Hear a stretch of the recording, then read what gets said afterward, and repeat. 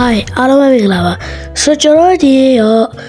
Roblox ထဲက Survive Overnight in a Mega Store ဆိုတဲ့ game ဆော့ပါမယ်ခင်ဗျဆိုတော့ let's go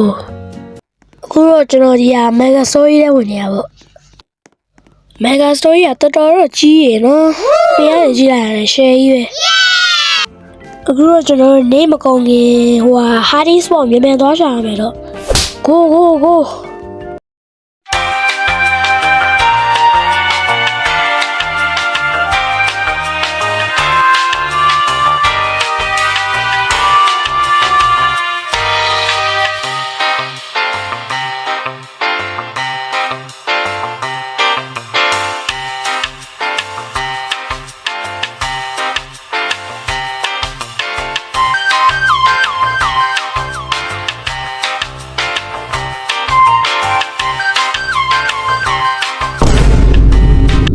Okay အခုတော့ကျွန်တော်ရဲ့ Hardest Spot လေးကိုစောက်ပြီးပါပြီ so let's survive the night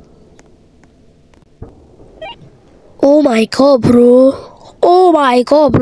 နေရတော့သေးသွားပြီနိုင်လဲပြီးတော့မယ်ဒါပေမဲ့ကျွန်တော်ရဲ့ energy လဲကုန်တော့မယ်ခင်ဗျာဟိုတော်ရရပေါ့ဆိုတော့အခုတော့ energy ပြန်ဖြစ်ပြီဆိုတော့ဒီနေ့ကျတော့နောက်ထပ် hideout လေးစောက်အောင်ပါပေါ့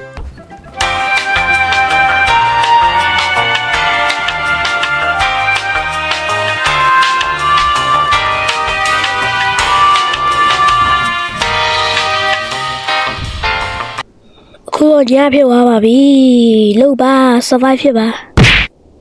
သူ့ရဲ့ကြောက်စရာကြီးတော်မောင်းနေရပဲ